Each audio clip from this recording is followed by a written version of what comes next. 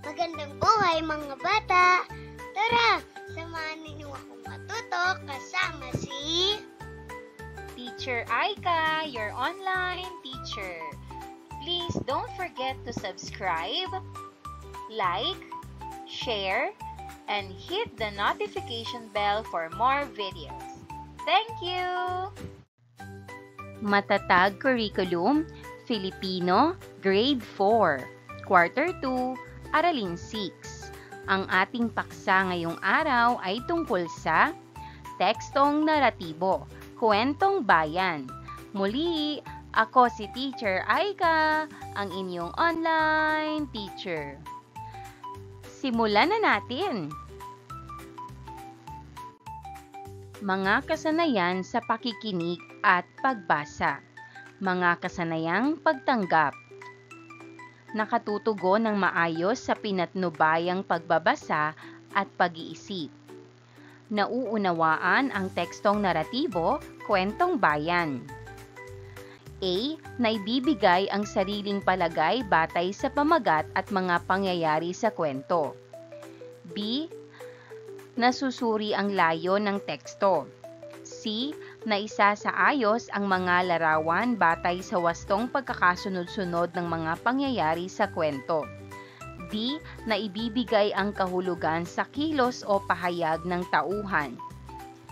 E. Naibibigay ang opinyon at reaksyon sa ikinikilos o sinabi ng tauhan. F. Nababago ang katangian o pag-uugali ng mga tauhan. Mga kasanayan sa pakikinig at pagbasa. Mga kasanayang pagtanggap. Naibabahagi ang sariling karanasan sa pagbabasa, pakikinig at panonood ng mga kwentong bayan.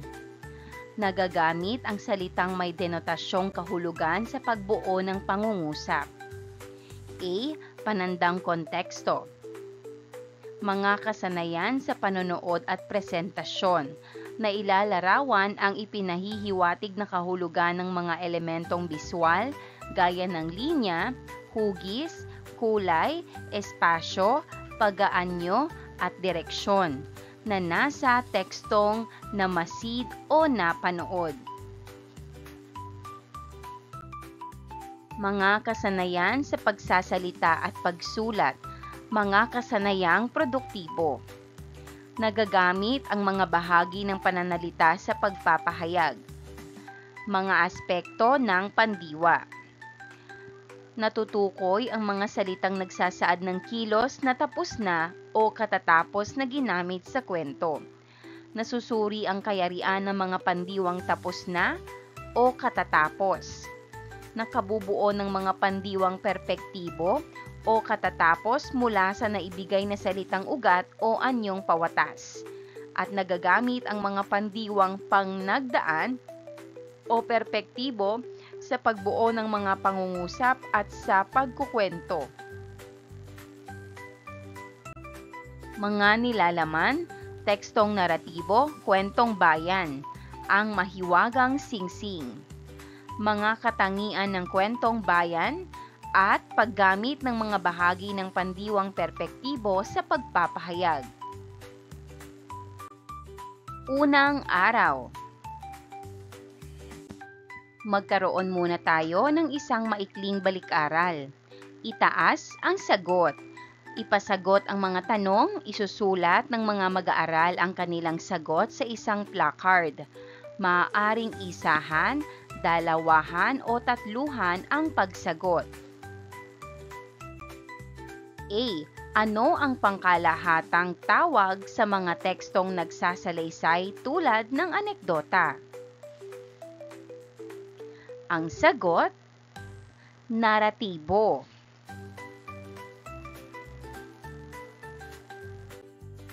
B. Anong tekstong naratibo ang nagsasalaysay ng sariling karanasang maaaring malungkot o masaya? Ang sagot, anekdota.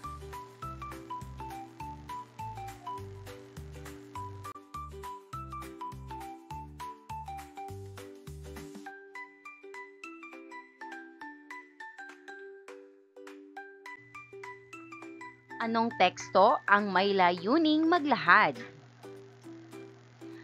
Ang sagot, impormatibo.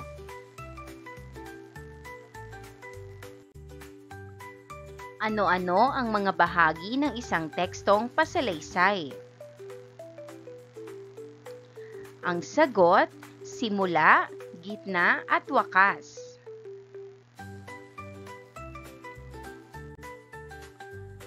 Anong teksto ang naglalahad ng mahahalagang tala tungkol sa buhay ng isang tao? Ang sagot, talambuhay. Ano ang tawag sa araw-araw na tala ng mga pangyayari sa buhay ng isang tao? Ang sagot, tala-arawan.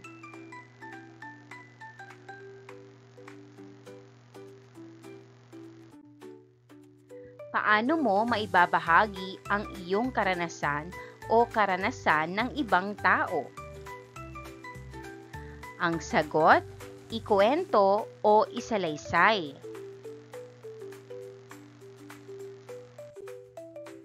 Anong bahagi ng teksto ang magsasalaysay sa mga pangyayaring naganap sa anekdota? Ang sagot, gitna. Maaari rin bang maging naratibo ang tulang pambata? Ang sagot, oo o opo. Panghikayat na gawain, tuklasin ang kwento ng ang mahiwagang singsing. Mga bata, ano ang alam ninyo tungkol sa pagmamalupit at pagmamalasakit sa mga hayop? Ano ang tama at maling paraan ng pagtrato sa kanila?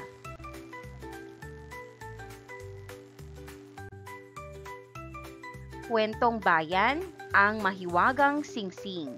Ngayon, babasahin natin ang kwento ni Edwin at ang kanyang karanasan sa pagtrato sa mga hayop.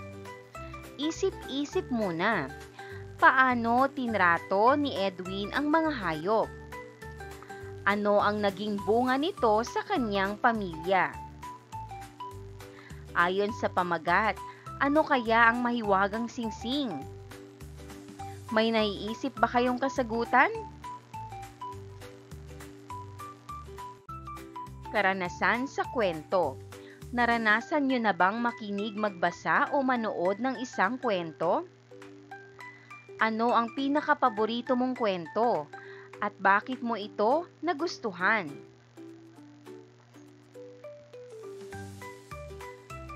Ano nga ba ang kwentong bayan? Ang kwentong bayan ay isang uri ng tekstong naratibo na nagpapakita ng kultura, paniniwala at tradisyon ng ating mga ninuno. Madalas itong tungkol sa mga mahiwaga, kapanapanabik o aral na kwento na naglalarawan sa ating pagkatao bilang Pilipino.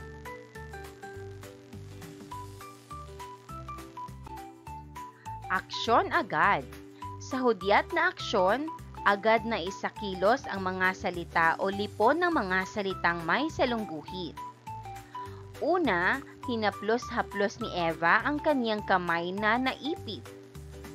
Pangalawa, napatulala ako dahil sa masamang balita. Pangatlo, ibuka mo ang iyong bibig at ikaw ay susubuan ko. Pang-apat, dukutin mo ang pera sa bulsa ko dahil masakit pa ang aking kamay. At pang-lima, nabigla siya sa narinig kaya hindi siya nakakibo. Ikalawa at ikatlong araw. Kaugnay na paksa bilang isa, pagbabasa ng kwentong bayan.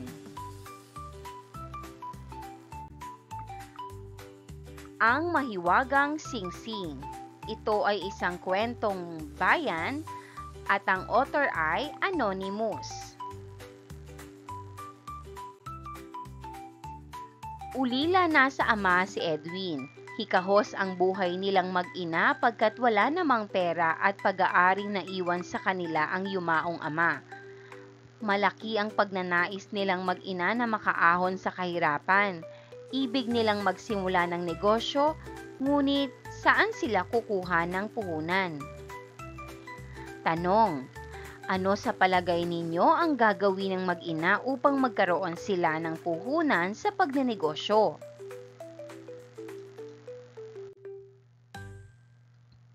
Pagkaraan ng ilang buwan, naglakas loob silang mangutang kay Mang Rico, ang mayaman nilang kapitbahay. Itinanong ni Mang Rico kung anong ari-arian nila ang maaaring maging sangla. Nagkatinginan na lamang ang mag-ina, hindi sila makakibo, pagkat wala naman silang anumang ari-arian. Gayunpaman, pauutangin ko rin kayo, hanga ako sa lakas ng loob ninyo na dumulog sa akin. Kaya lamang, pauutangin ko kayo sa isang kondisyon. Sabi ni Mang Rico. Payag ba kayo? Tanong ni Mang Rico. Opo, payag kami. Ano po ba ang kondisyon? Tanong ng nanay ni Edwin. Na ang halagang 1,000 pisong uutangin ninyo ay dodoblihin kapag hindi ito nabayaran sa loob ng 1 taon. Ani Mang Rico. Nangamba ang mag-ina sa sinabi ni Mang Rico, subalit dahil sa laking pagnanais na makapagnegosyo at makaahon sa kahirapan, ay pumayag na rin sila sa kondisyon.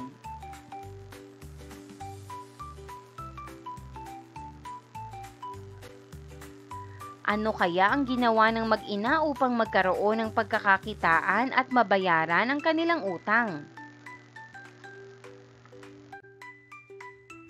Nang sumunod na araw, hiningi ni Edwin sa ina ang 100 piso upang ihanap ng anumang pagkakakitaan. Anak Edwin, mag-ingat ka. Tiyakin mong maihahanap mo iyan ng pagkakakitaan, bilin ng ina. Ano kaya ang ginawa ni Edwin sa 100 piso? Sa daan patungo sa poblasyon, nakita ni Edwin na hinahabol ng ilang tao ang isang asong payat. Nagnakaw raw ito ng karne sa palengke. Naawa sa aso si Edwin, kaya't pinigil niya ang mga tao. Hulihin niyo ang aso at bibilhin ko sa inyo ng 100 piso, sabi ni Edwin, upang huwag lamang masaktan o mapatay ang aso. Pagkatapos niyon, ay inuwi ni Edwin ang aso sa kanila.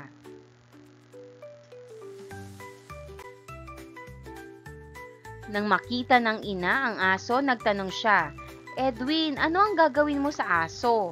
Makakatulong ba yan sa ating paghihirap na ito? Hayaan mo na po ninyo. Inay, naawa po kasi ako sa aso, baka mapatay ng mga tao, sagot ni Edwin. Ano ang nangyari sa 100 pisong ibinigay ng nanay ni Edwin sa kanya? Ano kaya ang sumunod na ginawa ni Edwin upang makapagsimula ng negosyo?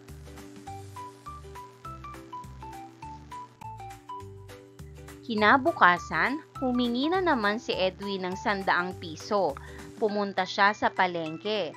Nakita niya roon ang galit na tindera at halos patayin ang pusang inaakalang kumain ng baong ulam ng tindera. Naawa si Edwin sa pusa. Huwag na po ninyong patayin ng pusa. Heto po ang 100 piso. Bumili na kayo ng inyong ulam. Sobrang iyak ng ina ni Edwin noong malaman ang tungkol sa iniuwi ni Edwin na pusa. Unti-unting nauubos ang perang hiniram nila na walang nangyayaring makapag-aahon sa kanila sa hirap. Nagtagumpay ba si Edwin sa pangalawang pagkakataon? At magtatagumpay na kaya siya sa susunod? Humingi na naman ng 100 piso si Edwin. Mahal ng ina si Edwin at hindi niya ito tinanggihan. Ngunit pinaalalahanan niya ito. Anak, nauubos na ang inutang nating pera. At wala pa tayong nasisimulang hanap buhay. Wala tayong ibabayad kay Mang Rico. Paalala ng ina. Huwag po kayong mag-alala, inay. Sisikapin ko pong kumita ng pera. Makababayad din po tayo ng utang. May awa po ang Diyos, sabi ni Edwin.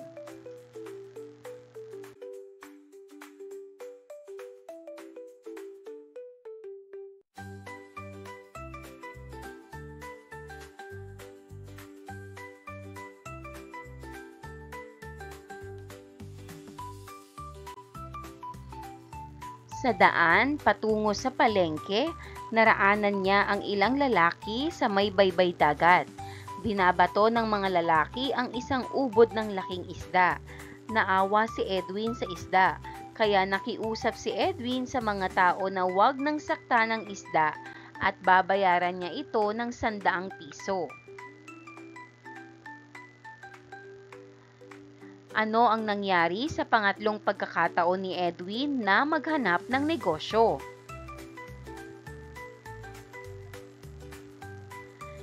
Ano sa palagay ninyo ang mga sumunod na nangyari?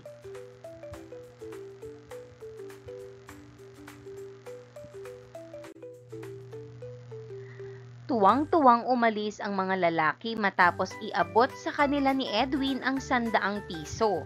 Pagkatapos nito ay lumusong si Edwin sa tubig at hinaplos-haplos ang isda. Awang-awa siya sa isda. Laking gulat ni Edwin nang biglang magsalita ang isda. Edwin, mabait ka at maawain. Ngunit alam ko ang malaki mong problema, ang utang ninyong mag-ina kay Mang Rico at kung paano kayo makababayad sa kanya. Napatulala si Edwin sa narinig. Huwag kang matakot, Edwin. Ibuka mo ang aking bibig. Ipasok mo ang ulo at kamay mo. Dukutin mo ang naroong singsing. Patuloy ng mahiwagang isda. Kung ikaw ay si Edwin, gagawin mo ba ang sinabi ng isda? Bakit? Ano kaya ang sumunod na nangyari?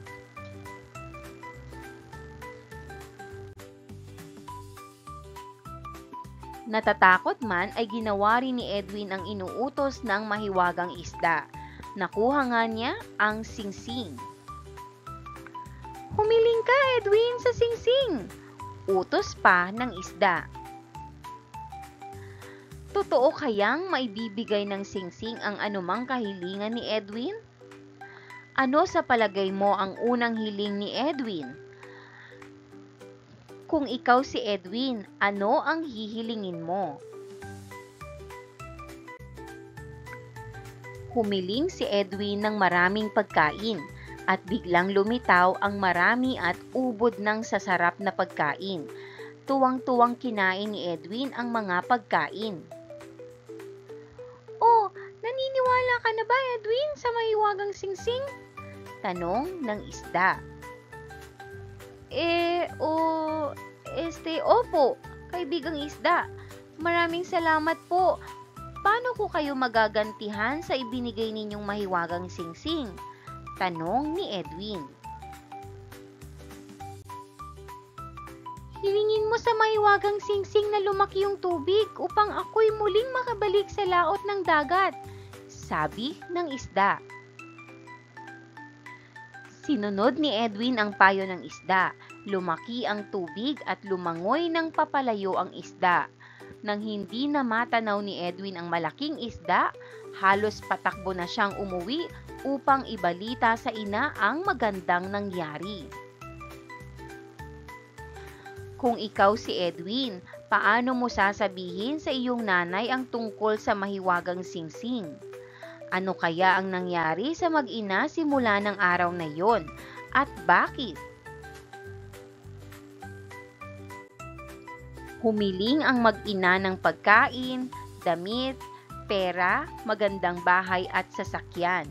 Binayaran nila ng 2 doble si Mang Rico sa inutang na pera. Nakaahon ang mag-ina sa kahirapan. Mula noon ay namuhay sila ng tahimik at maligaya.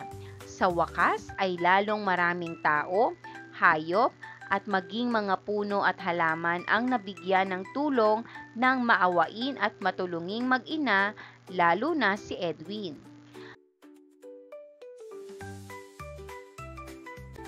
Mga gabay na tanong. Paano trinato ni Edwin ang mga hayop?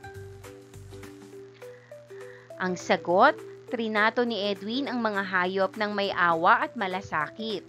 Sa halip na hayaan silang mapahamak, ginamit niya ang pera upang iligtas sila mula sa kapahamakan. Pinakita niya ang kanyang kabutihang loob sa pamamagitan ng pagbili ng aso, pusa at isda upang mailigtas ang mga ito. Dahil sa kanyang kabutihan, nakilala niya ang mahiwagang isda na nagbigay sa kanya ng mahiwagang singsing. Ito ang naging susi sa kanilang pag-ahon sa kahirapan. Naging maginhawa ang kanilang buhay at sa huli, natulungan din nila ang maraming tao, hayop at halaman. Ano ang layo ng teksto? Magsalaysay, mangaliw, o magturo ng aral? Ang sagot, ang pangunahing layunin ng teksto ay magsalaysay ng isang kwentong bayan na may mahika at kababalaghan. Ito rin ay nang-aaliw dahil may mga elemento ng sorpresa at pantasya tulad ng mahiwagang isda at singsing na nagbibigay ng anumang hilingin. Pinakamahalaga, ang kwento ay nagtuturo ng aral tungkol sa kabutihan ng puso, awa sa kapwa o kasama ang mga hayop, at ang gantimpala ng pagiging mabait at matulungin. Pinatnubayang pagsasanay, iproseso ang sagot ng mga bata, pag-usapan ng ilang pamantayan sa pagbibigay ng opinyon o reaksyon katulad ng sumusunod. Una, pag-iingat upang hindi makasakit ng damdamin. Pangalawa, paggamit ng angkop na wika. Halimbawa, sa aking palagay, siguro, di kaya, mas magaganda o mas maganda yata kung iniisip ko na. Pangatlo, pagiging mapagkumbaba sa pagbibigay ng sariling opinyon o reaksyon.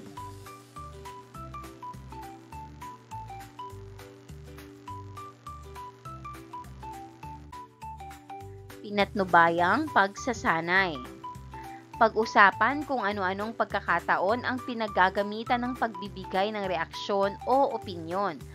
Maaaring magbigay ng ilang sitwasyon at ipasadula sa mga mag-aaral ang sasabihin nila sa mga pagkakataong ito. Halimbawa, pinag-uusapan ninyo kung alin ang mas magandang alagaan, pusa o aso. Paglalapat at pag-uugnay. Magbigay ng simpleng impormasyon tungkol sa mga batas sa Pilipinas na nagbibigay ng proteksyon sa mga hayop. Narito ang ilang simpleng batas na nagpoprotekta sa mga hayop sa Pilipinas. Animal Welfare Act RA 8485. Ipinagbabawal ang pananakit at pagmamalupit sa mga hayop. Dapat tratuhin ng mabuti ang mga alagang hayop. Pangalawa, Wildlife Protection Law o RA 9147. Pinoprotektahan ang mga hayop sa kagubatan. Bawal hulihin, ibenta o saktan ang mga wild animals. Ikatlo, Anti-Rabies Act o RA 9482. Lahat ng alagang aso ay kailangang pabakunahan laban sa rabies. Mahalaga ito upang maiwasan ang sakit at mapanatili ang kaligtasan ng aso o ng tao at hayop. Simple lang, Huwag saktan ang mga hayop at alagaan natin sila ng mabuti. Ipagawa ang tala kalikasan. Isulat sa grapikong larawan ang sagot mo sa mga tanong. Proteksyon sa mga hayop. Unang column, may mga batas sa Pilipinas na nagbibigay ng pagpapahalaga at proteksyon sa mga hayop. Huwag gawin, pagmamalupit, pang-aabuso, pagpapabaya at pagpatay sa mga hayop. Siguraduhing maalagaan ang mga hayop para sa kanilang ikabubuti. Makibahagi, magpapaalala, magsumbong sa tulong ng mga nakatatanda. Unang tanong, paano mo ipinakikita ang pagpapahalaga sa mga hayop? Maaaring sagot, inaalagaan ko ng mabuti ang aming mga alagang hayop sa pamamagitan ng pagpapakain sa kanila araw-araw, pagbibigay ng malinis na inumin at pagtiyak na sila ay ligtas at malusog. Hindi ko sila sinasaktan at tinutulungan ko rin ang mga hayop na nangangailangan. Pangalawang tanong, ano ang gagawin mo kung mayroon kang makikitang nagmamalupit sa mga hayop? Maaaring sagot, aawatin ko ang taong nananakit ng hayop at ipapaliwanag ko sa kanya na hindi tama ang kanyang ginagawa. Kung kinakailangan, hihingi ako ng tulong sa mga nakatatanda o sa otoridad upang maprotektahan ang hayop. Pangatlong tanong, batay sa iyong sariling karanasan, bakit mahalaga ang mga hayop? Maaaring sagot, mahalaga ang mga hayop dahil sila ay bahagi ng ating kalikasan at may malaking papel sa ating buhay. Ang mga alagang hayop ay nagbibigay ng kasiyahan at kasamang nagmamahal sa atin. Ang mga hayop sa paligid naman ay tumutulong sa pagpapanatili ng balanse sa ating kalikasan. Kaugnay na paksa bilang 2, mga aspekto ng pandiwa, perpektibo. Pagproseso ng pag-unawa. Talakayin ang mga konsepto ng pandiwang nasa anyong perpektibo at pawatas sa pamamagitan ng pagsusuri sa mga pandiwang hango mula sa kwento. Perpektibo, salitang ugat, panlapi, katatapos, at pawatas. Perpektibo, nagnakaw, salitang ugat, nakaw, panlapi, nag, katatapos, kananakaw, pawatas, magnakaw. Pangalawa, iniuwi, uwi, in, kauuwi, iuwi. Pangatlo, nabayaran, bayad, naan, kababayad, bayaran. Pang-apat, hiningi, hingi, in, kahihingi, hingin. Pang-5, pumunta, punta, kapupunta, pumunta.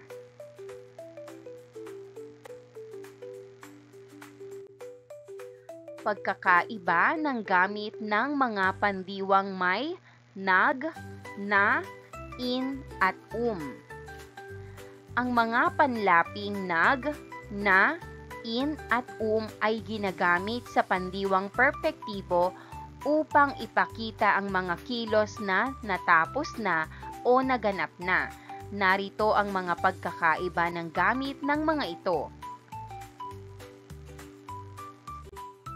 Panlaping nag. Ginagamit ang nag sa mga pandiwang may aktor o gumaganap ng kilos. Karaniwan itong ginagamit para sa mga kilos na ginawa ng isang tao o hayop at tumutukoy sa pagkilos na tapos na. Halimbawa, naglakad si Edwin patungo sa palengke. Nag-alaga siya ng mga hayop. Si Edwin ay nag-uwi ng isang aso. Panlaping na. Ginagamit ang na sa mga pandiwang nagpapakita ng pagkilos na natapos na, ngunit ang aksyon ay hindi kinakailangang ginawa ng tao o aktor. Karaniwan itong ginagamit kapag ang kilos ay isang pagtatapos o resulta ng ibang bagay. Halimbawa, nabasag ang baso. Nakita ni Edwin ang mahiwagang isda. Naiuwi ni Edwin ang aso. Panlaping in. Ang in ay ginagamit para sa mga pandiwang tumutukoy sa ginawang kilos na may layon o tinutukoy. Ang aksyon ay may isang bagay na apektado o tinatarget. Halimbawa, ibinenta ni Mang Rico ang mga hayop. Inisplika ni Edwin sa kanyang ina ang nangyari sa isda. Iniuwi ni Edwin ang aso. Panlaping Ang ay ginagamit sa mga pandiwang nagsasaad ng kilos na isinasagawa ng aktor ng kusa o hindi pilit. Karaniwan, ang ay nagpapakita ng kilos ng aktor na hindi inaasahan. Halimbawa, umalis si Edwin patungo sa palengke. Umiyak si Edwin nang makita ang mga hayop na nasaktan. Umuwi si Edwin na kasama ang aso.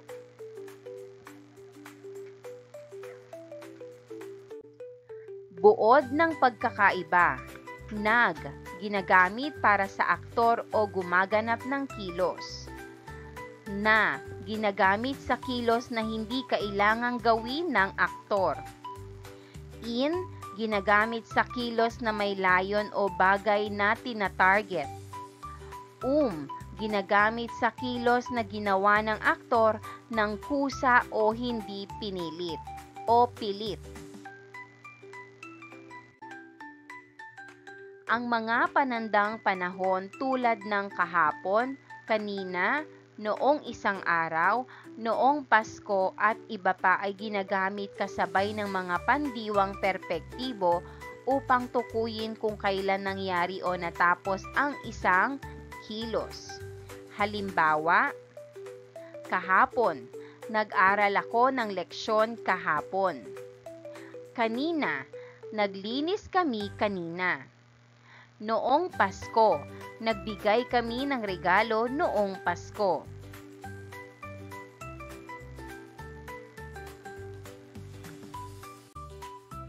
Number 1, paano nabubuo ang pandiwang perpektibo? Ang sagot, ginagamit ang pandiwang perpektibo kapag ang kilos ay natapos na. Ipinapakita nito na ang aksyon ay nangyari na sa nakaraan. Halimbawa, nag-aral ako ng leksyon kahapon. Ibig sabihin, tapos na ang pag-aaral. Inaabangan nila ang laro noong isang linggo. Ibig sabihin, tapos na ang pag-abang. Number 2, kailan ginagamit ang pandiwang perpektibo?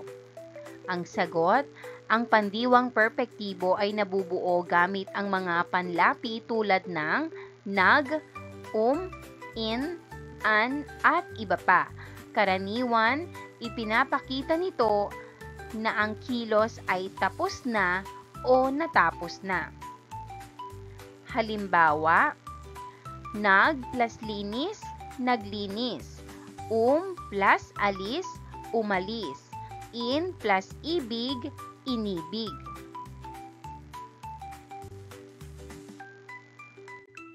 Number 3, anong mga panlapi ang ginagamit sa pandiwang perpektibo?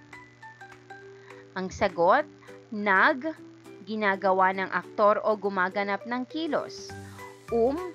Ginagawa ng aktor ng kusa. In, ginagawa ng aktor sa bagay o layon. An, ginagawa sa layon o bagay. Halimbawa, nag plus linis. Naglinis, ginawa ng aktor. In plus alis, inalis, ginawa sa bagay. Number 4. Ano ang epekto ng paggamit ng mga pandiwang perpektibo sa pangungusap? Ang sagot, pinapakita ng pandiwang perpektibo na ang aksyon ay natapos na at karaniwan ay may kasamang panandang panahon. Kahapon, kanina, noong isang araw, upang tukuyin ang oras ng pagkaganap. Halimbawa, nagpunta kami sa parke kanina. Pupunta ako bukas sa kaarawan mo. Ika-4 na araw. Paglalapat at pag-uugnay. Kilalanin at gamitin ang pandiwang perpektibo. Panuto, basahin ang sumusunod na tekstong naratibo. Tukuyin ang mga pandiwang perpektibong ginamit sa unang talata. Sa ikalawa hanggang huling talata, lagyan ng panlapi o mga panlapi ang bawat salitang ugat upang makabuo ng pandiwang aangkop sa diwa ng pangungusap o talata. Basahin natin ang kwento tungkol kay si Kai ni Lilibeth C. Agno.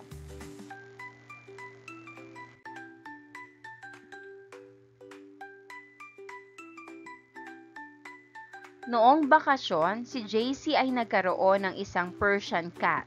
Sobrang nagustuhan ni JC ang kanyang alaga. Pinangalanan niya ito ng Kai. Binilhan din niya ito ng pagkain, cat litter at higaan. Binigyan din niya ng laruan ang kanyang pusa. Palagi rin niyang hinahaplos ang makinis na balahibo nito.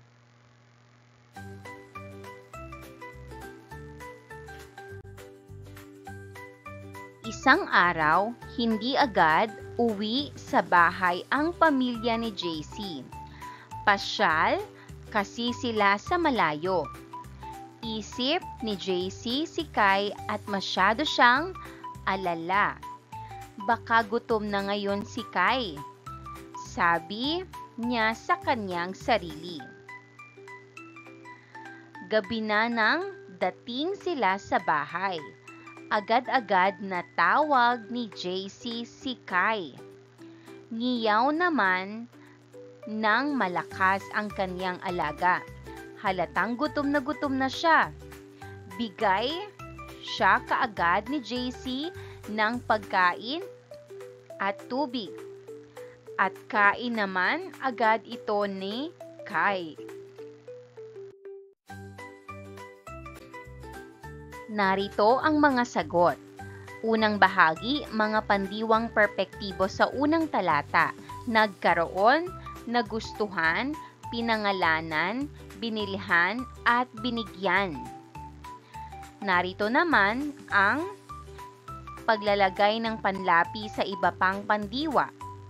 Nakauwi, namasyal, naisip, nag-alala, sinabi, dumating, tinawag, nangumiyaw, binigyan, at kinain.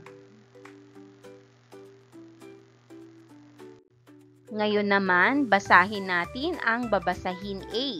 Bakit maluwag ang balat ng baka? Salin ni Lilibeth C. Agno sa Why the Cow Skin is Loose by Fansler 2008. May isang mahirap na magsasakang nagmamay-ari ng isang baka at isang kalabaw. Ang dalawang hayop na ito ay siyang tanging kayamanan niya. Araw-araw niya silang pinag-aararo sa bukid. Sa sobrang pagod, nagrereklamo na sa kanya ang kanyang baka at kalabaw. Subalit hindi sila pinapansin ng kanilang amo.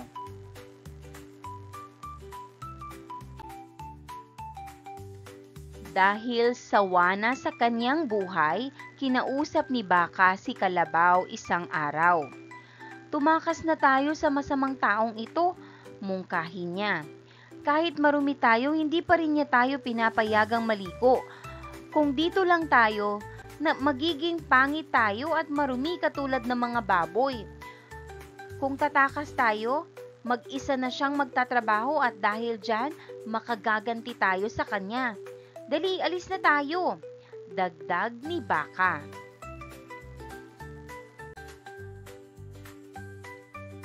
Nagising ang damdamin ni Kalabaw. Tumalon siya at umunga ng malakas.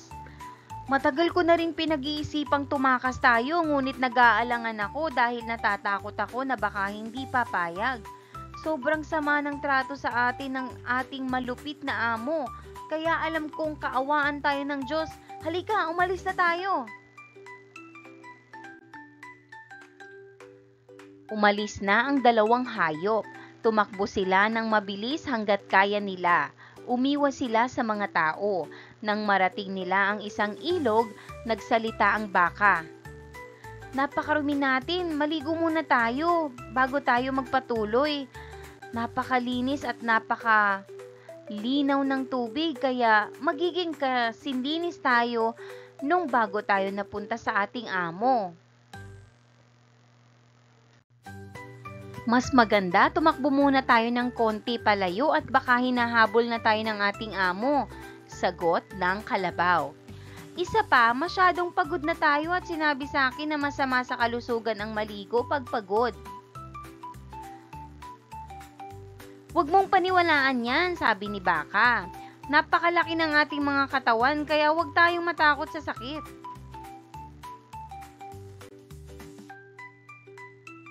Sa huli, nahikayat din si Kalabaw sa mga katwiran ni Baka. Sige, tanggalin muna natin ang ating mga damit bago tayo lumusong sa tubig. Naghubad ang dalawang hayop. Pagkatapos at tumalon sila sa malalim at malamig na tubig. Mag-iisang oras na silang nasa tubig nang makita nila ang kanilang amo na papalapit sa kanila at may hawak-hawak na pamalo.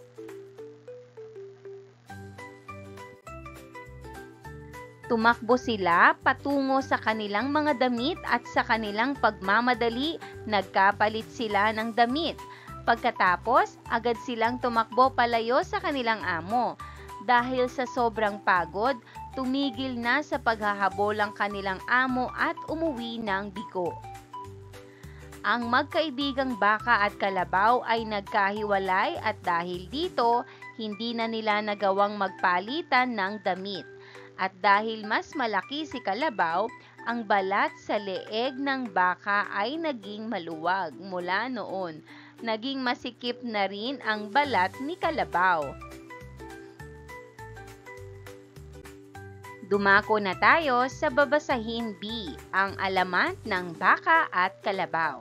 Salin ni Lilibeth C. Agno sa Why the Cow Skin is Loose by Fansler 2008.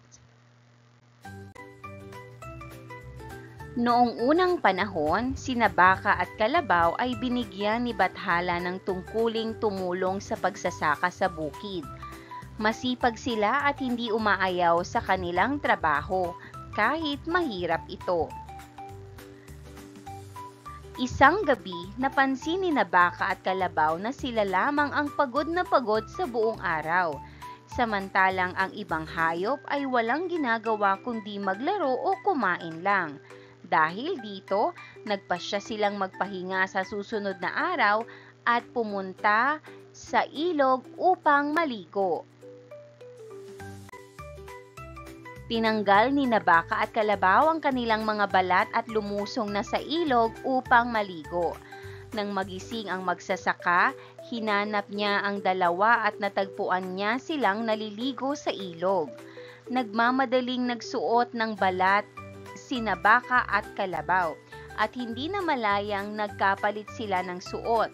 Tumakbo sila dahil sa takot sa magsasakang amo nila. Sina Baka at Kalabaw ay nahuli ng magsasaka. Pinatawad sila ngunit hindi na pinagpalit ng magsasaka ang mga balat nila bilang parusa sa kanilang katamaran sa araw na iyon. Gawain sa pandiwang perpektibo. Ito ay base sa ating kwentong binasa ngayong araw tungkol sa bakit maluwag ang balat ng baka at ang alamat ng baka at kalabaw.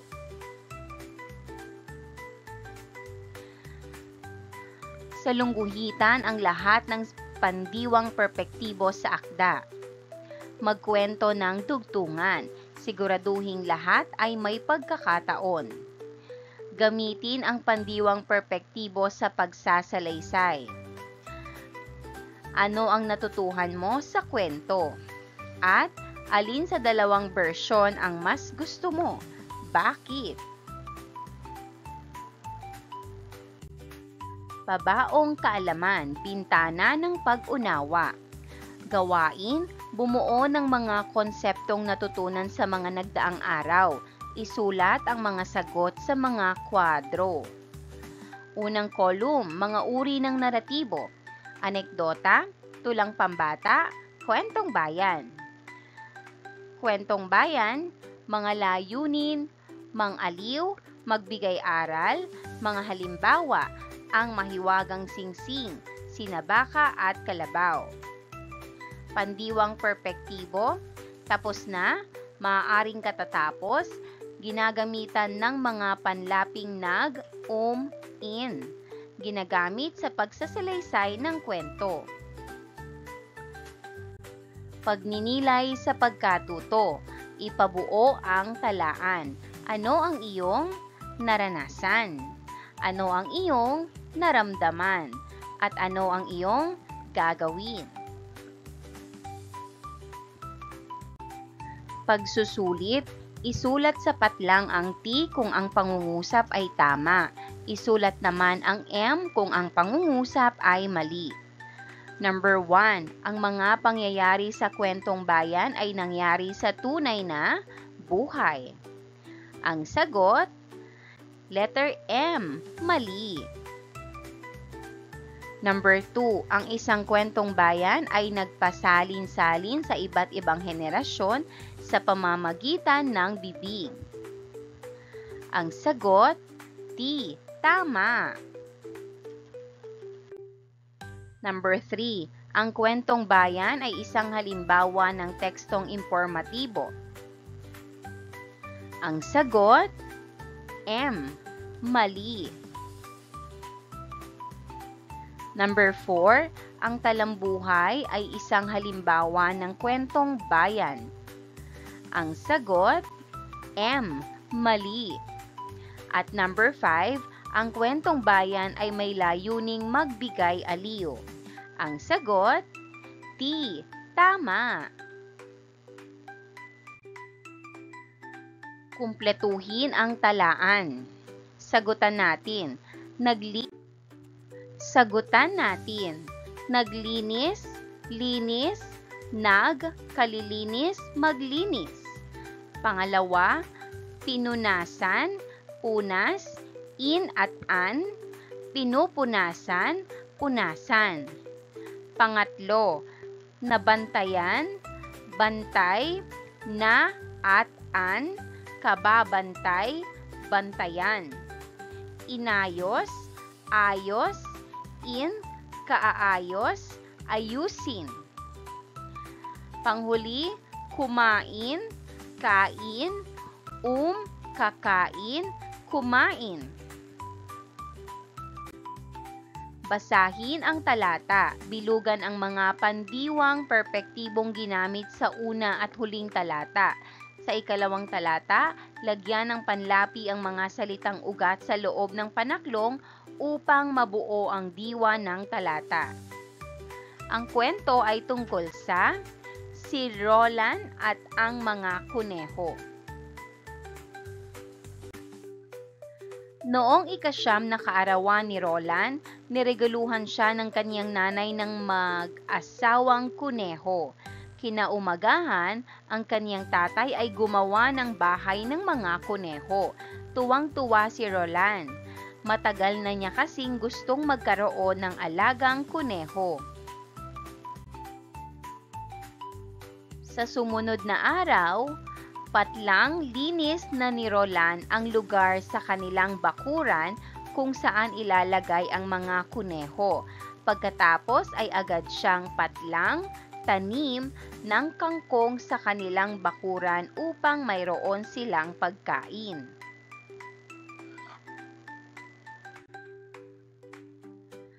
Patlang usap din niya ang kapitbahay nilang tindera sa palengke upang hingi na lang niya ang mga tira-tirang gulay mula sa mga paninda niya.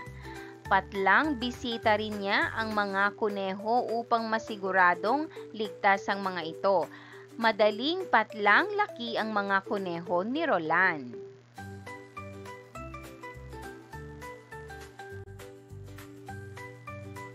Pagkaraan ng ilang buwan, nanganak ng 4 ang babaeng kuneho ni Roland. Sobra siyang nasiyahan. Lalo pa niyang pinagbuti ang pag-aalaga niya sa mga kuneho. Mas marami na kayo ngayon kaya dapat ay mas masipag pa ako para maalagaan ko kayo ng mabuti, sabi ni Roland sa kanila.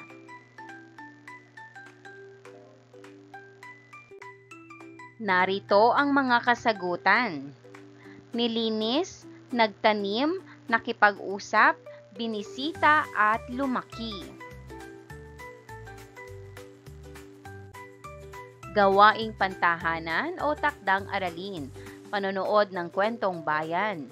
Kasama ang iyong pamilya, panoorin sa YouTube ang kwento ni Agno tungkol kina Baka at Kalabaw.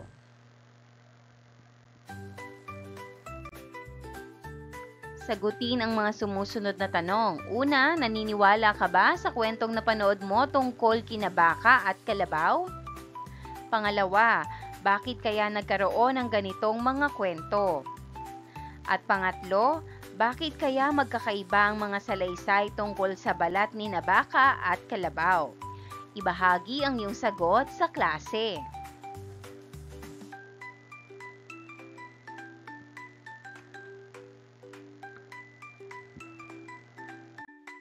Maraming salamat sa panonood.